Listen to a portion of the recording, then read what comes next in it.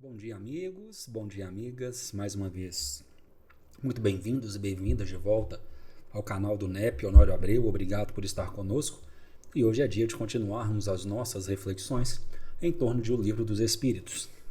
Na semana passada, nós encerramos o capítulo 2 do livro 2, Encarnação dos Espíritos, encerramos os comentários que Allan Kardec faz acerca do materialismo, e é interessante que eu dizia sobre a construção lógica dos capítulos, dos temas de O Livro dos Espíritos. Porque ele vem dizer das consequências funestas em crer-se apenas no nada, na questão do materialismo, não saber a sua origem, não saber a sua destinação, e ele diz que as respostas que os movimentos religiosos deram até aquele momento eram respostas desprovidas de lógica, que faziam então com que as pessoas elas se convertessem à descrença, ao ateísmo. Então, o que precisava surgir, e surge com o Espiritismo, um conjunto de fatos que demonstrasse de maneira patente todo esse arcabouço que comprova que a vida é uma experiência digna da imortalidade, que há muito mais do que esses breves anos que nós passamos aqui, tanto antes quanto depois.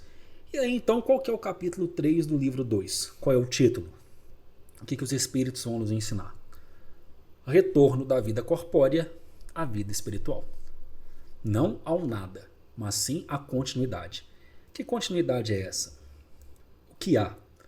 Como se processa? Quais as condições? Quais as consequências? A gente vai ver nesse capítulo. E qual que é o primeiro item?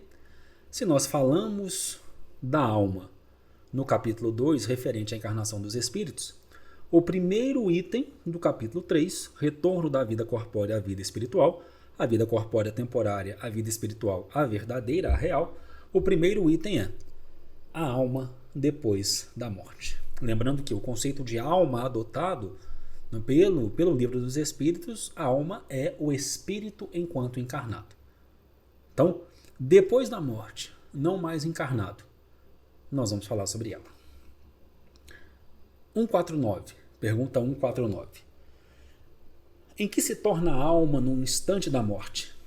Volta a ser espírito, quer dizer, retorna ao mundo dos espíritos que deixou momentaneamente. Então, a alma não era o espírito. Gente, isso aqui é uma questão de didática, uma questão adotada por Kardec de maneira didática. Aqui está considerando a alma, o espírito enquanto está encarnado. Desencarnou? Volta, didaticamente falando, assim, não é que a gente deixa de ser espírito enquanto a gente está encarnado. Não, não é isso. É para uma questão de estudo, para uma questão de observação. Kardec resolveu então colocar, os espíritos concordaram, resolveu então colocar o termo, a nomenclatura alma para o espírito encarnado. Quando desencarna, volta a ser espírito. Retorna ao mundo dos espíritos que nós deixamos temporariamente. Porque nós somos espíritos, somos seres imortais atravessando experiências temporárias materiais e não o contrário. Pois bem. 150. A alma depois da morte conserva a sua individualidade? A gente já viu aqui que aquela ideia de que a alma ela se desprende de um todo universal e depois do desencarne ela retorna a esse todo. A gente já viu que isso carece de base. Por quê? Porque nós somos individualidades. O espírito, com letra maiúscula, é o ser inteligente da criação, criado, individualizado por Deus em algum momento. Então a gente tem individualidade. Portanto, sim, não a perde jamais. Nós nunca perdemos a nossa individualidade. Que seria ela, ou seja, o que seria da alma, ou seja ainda, o que seria de nós, se nós não conservássemos a nossa individualidade. Mas aí tem a 150A. Não tendo mais o seu corpo material, como a alma constata a sua individualidade? Bom, a gente vai aqui retornar então àquilo que a gente já estudou. Como é que a alma, sem o corpo material, ela vai constatar a sua individualidade? Vamos nos recordar do perispírito, cuja matéria quintessenciada é tomada da matéria do planeta em que nós estamos reencarnados. Então é pelo perispírito que a gente vai conservar ali a nossa individualidade. Qual é a resposta que os espíritos dão? Ela tem ainda um fluido que lhe é próprio, tomado da atmosfera do seu planeta, e que representa a aparência de sua última encarnação, seu perispírito. E assim, a gente vai ficar com a aparência da nossa última encarnação? Bom, se a gente quiser, e até quando a gente for se apresentar nas comunicações para a gente ser reconhecido, ok. Mas a gente pode optar, e os espíritos mais avançados nessas questões podem optar por aparecer com a forma de reencarnações muito anteriores. Emmanuel, por exemplo, ele opta por aparecer, por se mostrar visível com a aparição, né? Com a forma ali, com o aspecto de Públio Lentulus, o senador romano que viveu a época de Cristo e que a história está narrada na obra há 2000 anos.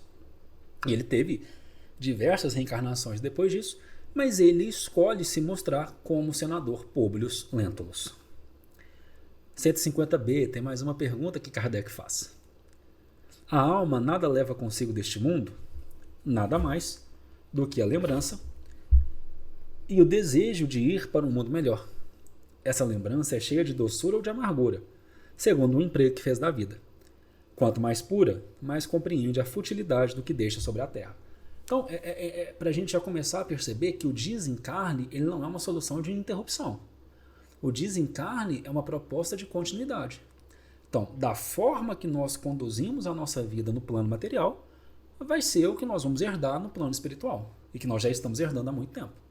Então, se a gente carregou a vida, mesmo caindo, mesmo errando, mas se a gente ali tem mais atos positivos que negativos, o nosso choque perante o desencarne vai ser menor.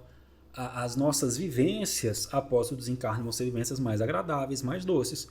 Se do contrário, a gente vai ter uma experiência um pouco mais amarga, um pouco mais acrimoniosa. Então depende de nós, do nosso presente, esse futuro que a gente está construindo. A gente precisa aprender a morrer todo dia. E como é que a gente aprende a morrer? Vivendo. O Espiritismo ele nos ensina a morrer? Não. O Espiritismo ele nos ensina a viver com dignidade. Para que a experiência seja proveitosa e a gente não tome, vamos colocar assim, nenhum susto. A gente não toma nenhum susto. Pergunta 151. Que pensar da opinião que após a morte a alma retorna ao todo universal? A gente conversou sobre isso, mas vamos verificar o que os espíritos nos falam. O conjunto dos espíritos não forma um todo? Não é todo um mundo? Quando estás numa assembleia, és parte integrante dessa assembleia. E todavia tem sempre a sua individualidade. Então, os pensadores que desenvolveram esse raciocínio, eles com certeza tinham essa lembrança da vida pretérita, só que eles não souberam repassar isso nos seus escritos da maneira acertada. A gente retorna por um todo, ok, mas que todo é esse? Para o mundo dos espíritos. Quer dizer que a gente perdeu a nossa individualidade? Não. A gente retorna para o mundo real, a gente retorna para o mundo dos espíritos, mas a gente não perde a nossa individualidade. E aí ele faz uma analogia muito interessante. A gente está ali num estádio de futebol assistindo um show, se a gente está numa assembleia, a gente está participando de algo com muitas outras pessoas, nós somos parte de um conjunto. Você está cantando uma música, a gente canta a música junto, a gente até parece que a gente pode até ser desafinado, que o nosso tom de voz procura acompanhar aquilo ali.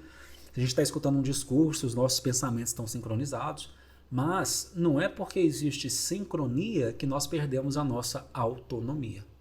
A autonomia, a individualidade permanece. Nós vamos parar por aqui, porque a 152 ela tem uma pergunta e ela tem um comentário um pouco mais extenso de Allan Kardec. Se esse estudo está servindo para dirimir algumas dúvidas suas, não se esqueça de compartilhar nos grupos das suas casas espíritas, com amigos, convidando outras pessoas também para participar dele, de assistir aos estudos anteriores, de curtir, de comentar e de se inscrever no nosso canal, caso você ainda não seja inscrito. Até o nosso próximo estudo.